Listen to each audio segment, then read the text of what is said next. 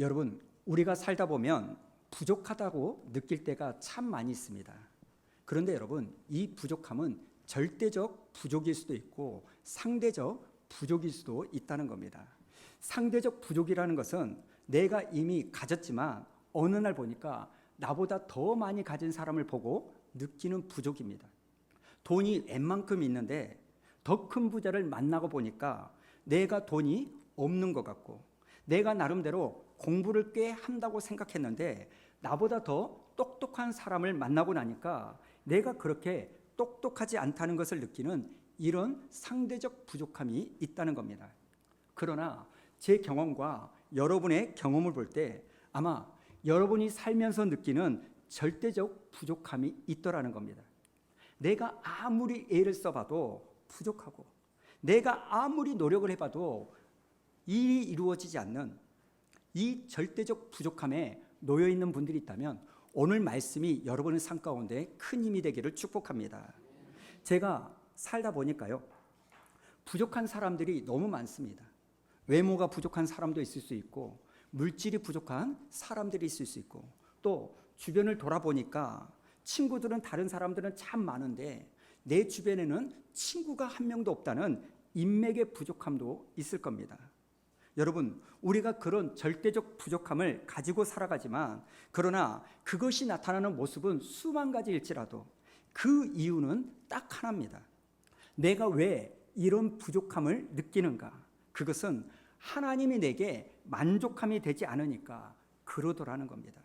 하나님 한 분으로 내가 만족되어지면 여전히 나머지 부족한 것이 많이 있다 할지라도 그것은 나를 불편하게 할 뿐이지 나는 불행하다고 생각하면서 살지 않게 되는 겁니다. 따라서 여러분이 오늘부터 나는 이게 부족해, 나는 저게 부족하다고, 나는 이게 없어, 그런 부족함에 내 초점을 맞추기보다는 내가 믿는 하나님이 정말 내게 있어서 만족함이 되신가, 하나님께 시선을 바꿔본다면 우리의 부족함이 채워지게 될 줄로 믿습니다. 지금은 미국에서 목회를 하시다가 은퇴를 하신 목사님의 말씀이 아직도 제 마음에 남은 것이 있는데요. 그게 무슨 말이냐면, 이 목사님이 신학교를 졸업하고요, 경기도에 있는 미션스쿨에서 교목으로 목회를 하셨습니다. 그렇게 교목으로 사역을 하다 보니까 청소년 수련회에 참 많은 초청을 받았습니다. 하루는 경기도에 있는 대규모 청소년 집회에 초청을 받으셨는데, 집회하기 일주일 전에 그 집회를 담당하는 사람에게 전화가 왔다는 겁니다. 목사님, 다음 주에 집회 있는 거 기억하시죠? 아, 그렇지. 집회 있는 거 기억하지. 그러면 목사님, 설교 제목과 본문 말씀을 주세요. 그래? 본문은 시편 23편. 그러니까 건너편에서 시편 23편. 이렇게 받아 적는 소리가 나더라는 겁니다. 그럼 목사님, 제목은요? 제목? 여호와는 나의 목자시니. 그러니까 이 사람이 묻는 거예요. 그 당시만 해도 설교 제목이 한 단어 아니면 한 문장으로 끝나지 이렇게 중간에 끊어지는 제목은 없었습니다. 그래서 묻는 거예요. 이게 다예요? 그러니까 목사님이 뭐라고 말하냐면, 뭐가 더 필요해? 그래서 이 사람이 전화를 끊었다는 겁니다. 그리고 나서 일주일이 지나고 나서 그 집회의 순서지를 받아보고 이 목사님이 박장대소를 했다는 거예요. 제목을 보니까 이렇게 쓰여져 있는 겁니다. 여호와는 나의 목자시니 뭐가 더 필요해? 이것을 보면서 야, 오늘 설교할 필요 없겠다. 이거면 된다. 여호와는 나의 목자시니 뭐가 더 필요해? 여러분, 아멘이십니까? 고린도후서 4장 7절에 보니까 이런 말씀이 있죠. 우리 한번 읽어볼까요? 시작. 우리가 이 보배를 질그릇에 가졌으니 이는 심히 큰 능력은 하나님께 있고 우리에게 있지 아니함을 알게 하려 함이라.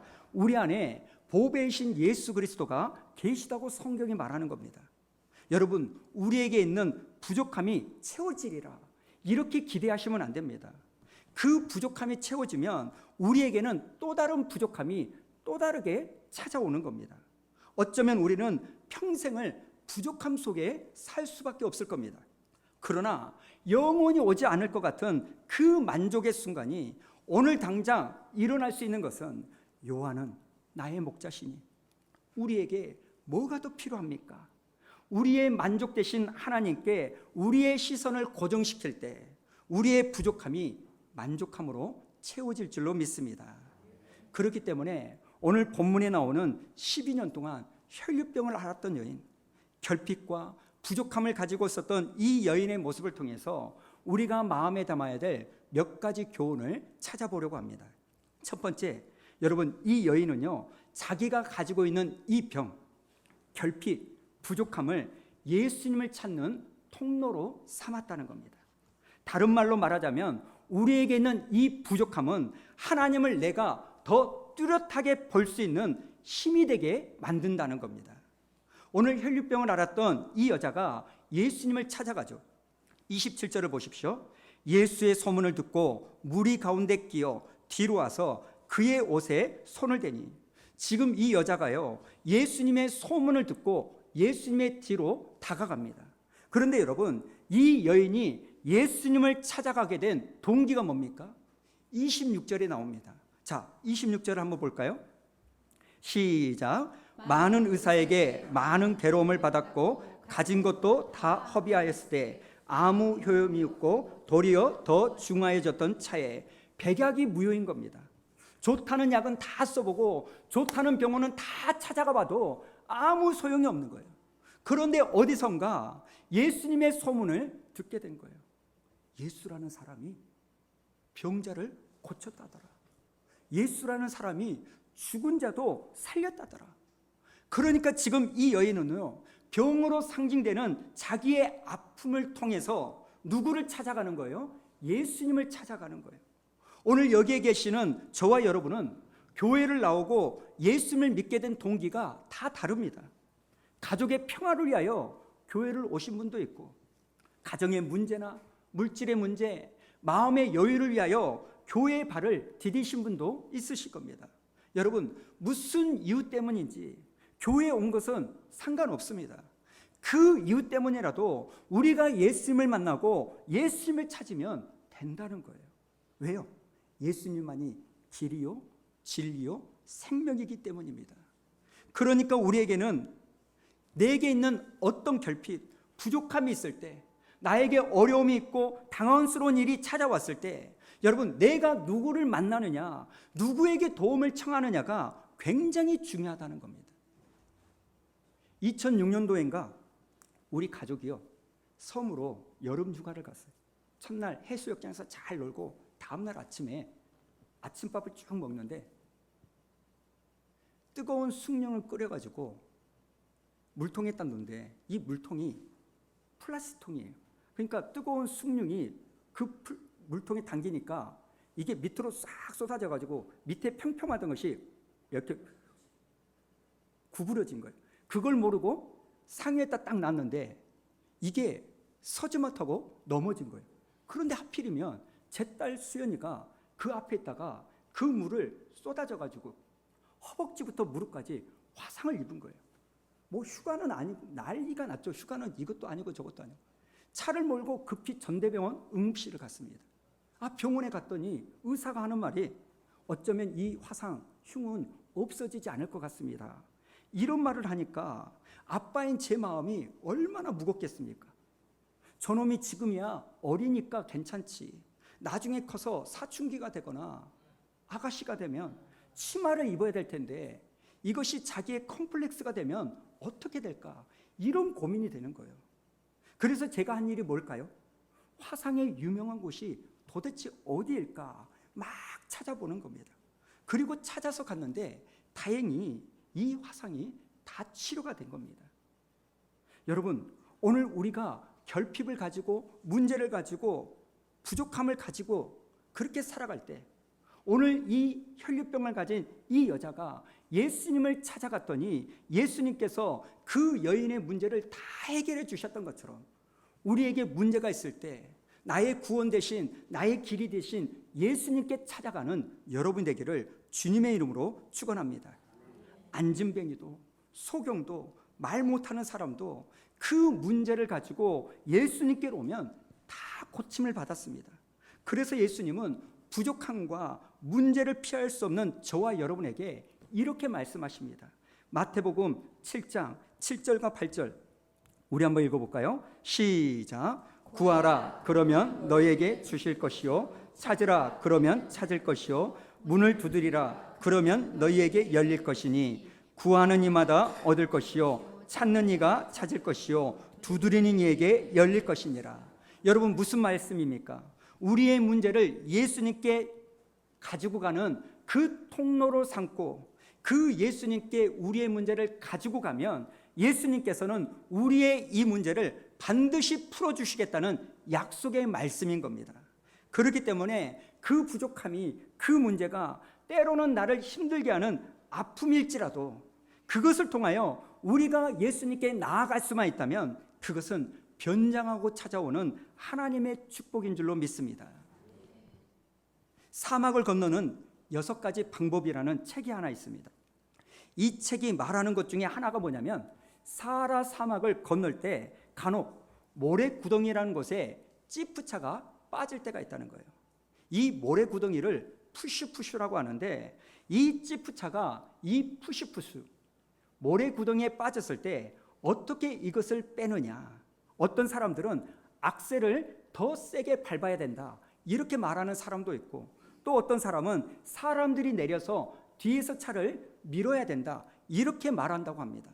그런데 여러분 아주 간단하게 그 모래 구덩이에서 차를 빼는 방법이 있다는 거예요. 그것은요 타이어에 남아있는 공기를 빼는 것이다. 공기가 빠지고 나면 타이어가 땅과 밀착력이 생겨가지고 쉽게 빠져나올 수 있다는 겁니다. 저는 우리 성도님들이 도움도 되지 못하는 한 줌의 공기와 같은 그것들 때문에 우리 하나님을 찾지 못하는 인생이 아니라 본문에 나오는 이 여인처럼 여러분이 가지고 있는 그 문제와 부족함 때문에 예수님을 찾는 인생이 되기를 주님의 이름으로 축복합니다. 사실 우리가요 매 예배 때마다 전도 대상자를 위한 기도를 하고 또 그들을 6월에 초청하려고 하는 이유가 여기 있습니다. 이 세상 모든 사람들은요 자기가 가지고 있는 문제와 부족함을 채우게 하여 수고하고 무거운 짐을 지고 갑니다. 그런데 하나님은 그 부족함 때문에 수고하고 무거운 짐을 지고 있는 사람들이 그것 때문에 예수님을 만나고 예수님을 찾기를 원하신다는 겁니다.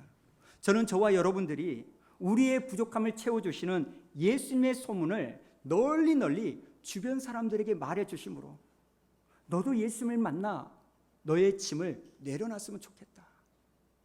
너도 예수님을 만나 너의 부족함이 채워졌으면 좋겠다. 이렇게 말하고 예수님의 소문을 내는 여러분이 되기를 주님의 이름으로 축복합니다.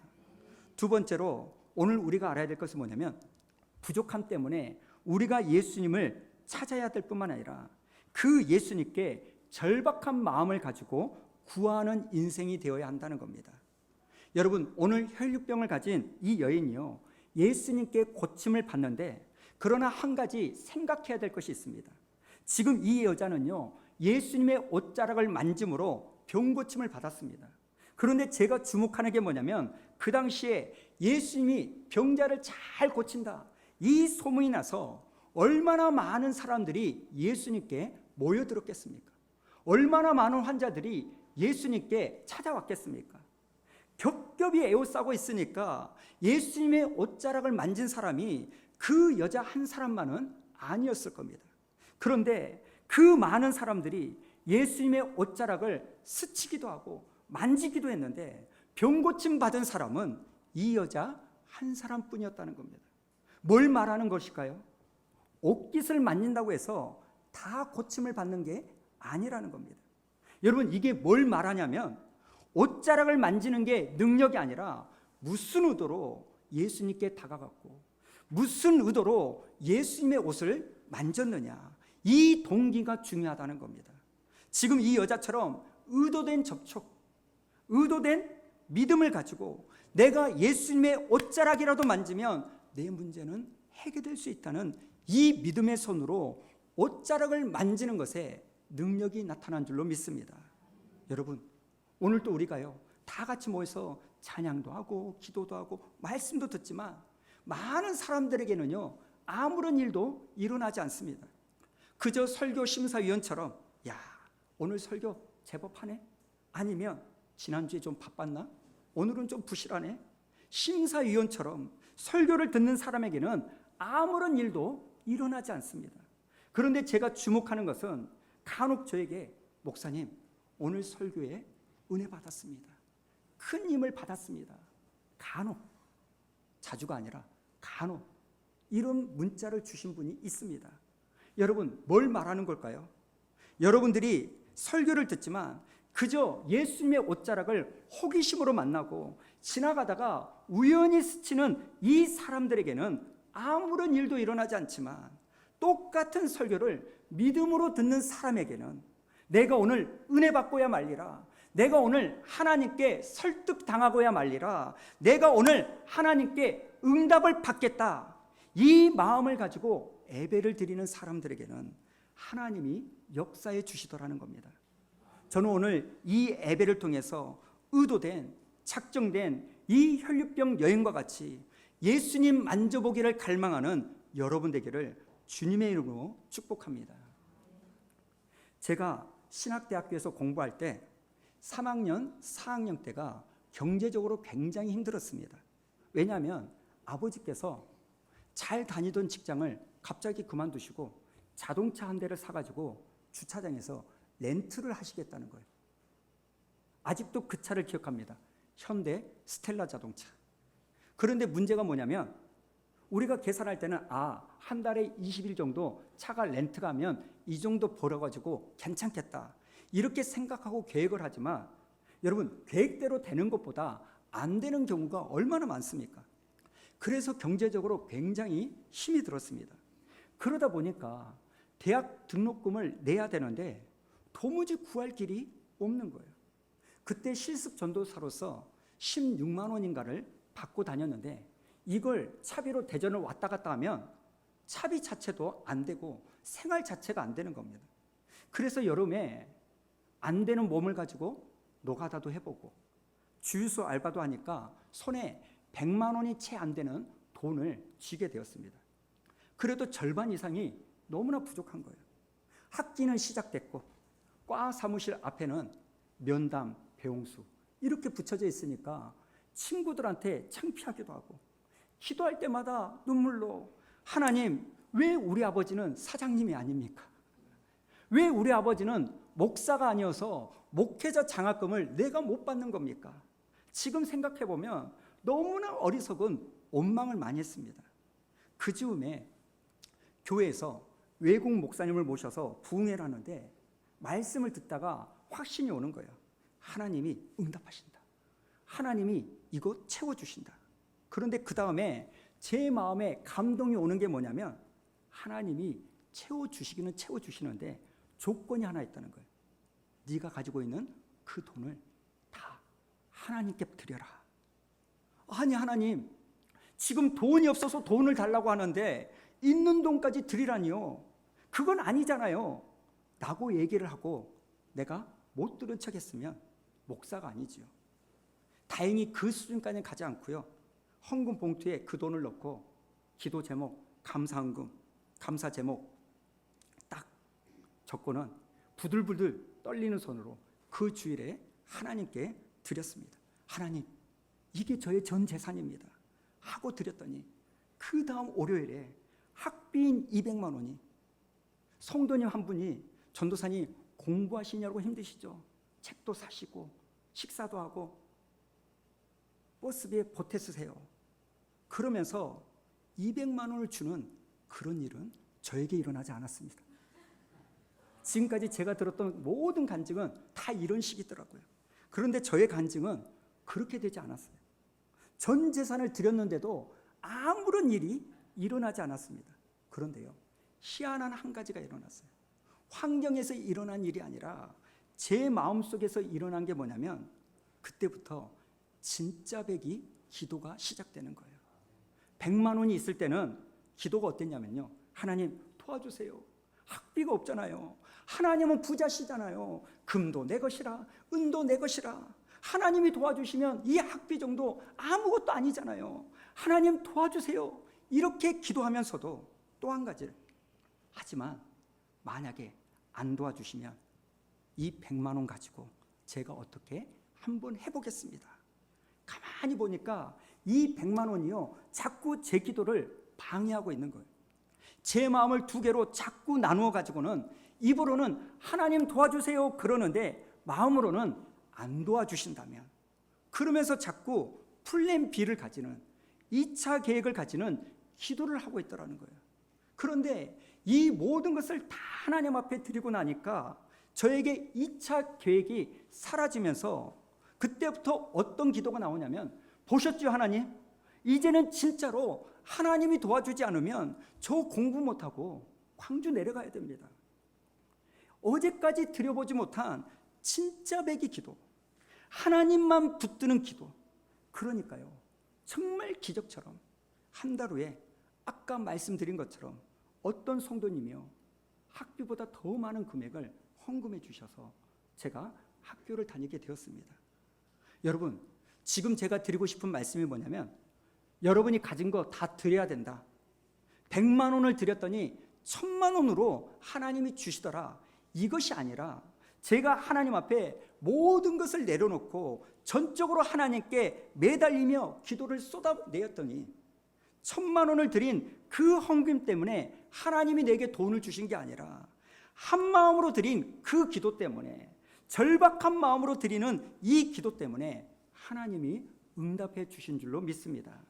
사랑하는 여러분, 예수님이 그저 우리 앞에 놓인 수많은 선택지 중에 하나가 아니라 예수님 외에는 답이 없습니다라는 이 절박한 믿음, 이 기도, 오늘 여러분이 기도하시면서 하나님 나를 좀 도와주세요, 왜 저에게는 이렇게 인색하세요, 남은 헛기침만 해도 다 응답해 주시더니 왜 내게는 이렇게 응답을 주시지 않습니까? 이렇게 말하시기 전에 여러분을 한번 돌아보시기 바랍니다. 혹시 여러분이 기도를 열심히 하다가도 하나님이 응답을 안 해주시면 저 사람 찾아가겠습니다. 주님의 얼굴과 그 사람의 얼굴이 왔다 갔다 하고 있지는 않은지, 여러분 오늘 여러분이 가지고 있는 그 어떤 가능성을 다 내려놓고 하나님밖에 나에게는 남은 것이 없습니다, 이 예수님만 간절히 붙잡을 때 오늘 본문에 나오는 이 여인과 같이 하나님께서 응답의 역사가 일어날 줄로 믿습니다. 저는 오늘 말씀을 통해서 우리가 부족함이 있을 때 그 부족함을 통하여 예수님을 찾게 되고 내 부족함을 예수로 채우는 여러분 되기를 주님의 이름으로 축복합니다.